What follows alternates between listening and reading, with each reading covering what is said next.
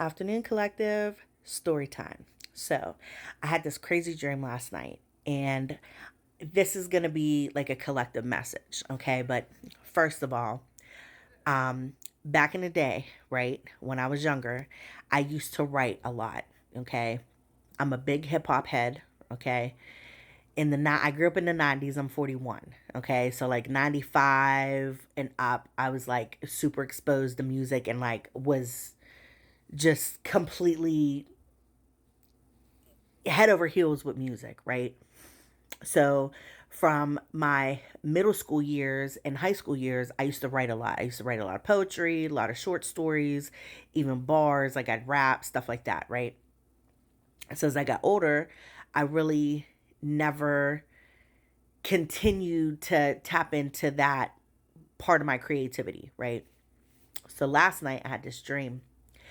I had this dream that I was with a group of people that I knew from my past, and we were going to upstate New York, and it was like a concert, like it wasn't like a big headlining concert. It was just like a little like a mediocre type deal, right? And everybody was saying like, Flo used to rap and she used to write poetry back in the day. Let's see if we can get her up on stage. And I'm like, fuck it, let's do it, right? And initially, like, I knew in my dream, like, either they were trying to call me out or humiliate me in some way, shape, or form. And I just took the cake and like ran with it, right? So in my dream, the group of people that I was with knew the people that were performing, right?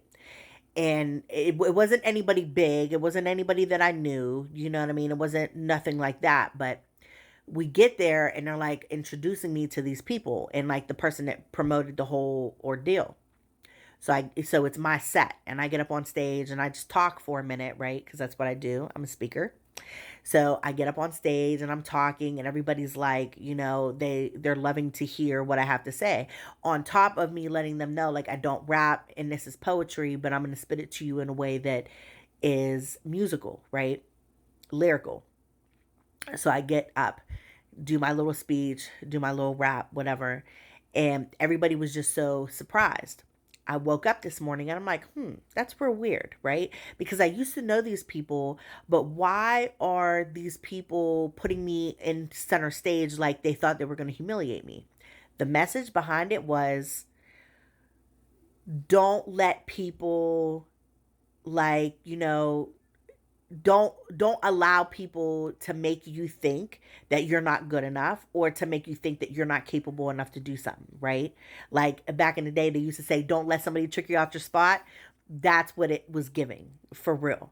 So as I'm sitting here like just kind of taking it all in and still going back and thinking about it, I'm like realizing like, I used to do that a lot back in the day, right? Like when I was younger, I'd water myself down, you know, make myself a little quiet, put myself on a back burner to let other people feel uncomfortable. I was always extra and loud and super outgoing and social, but the people that I used to hang with back in the day were like, they used to fiend for the attention, so I would let them take it, right?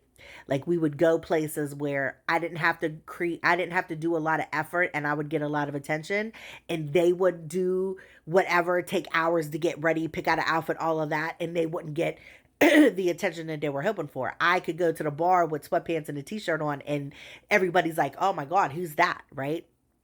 So and then I'm like starting to realize that, the company that I used to keep back in the day weren't really friends or they weren't really people that had my best interests. They were people that were really keeping me around them because they thought I was making them look good when in turn they were making me look good.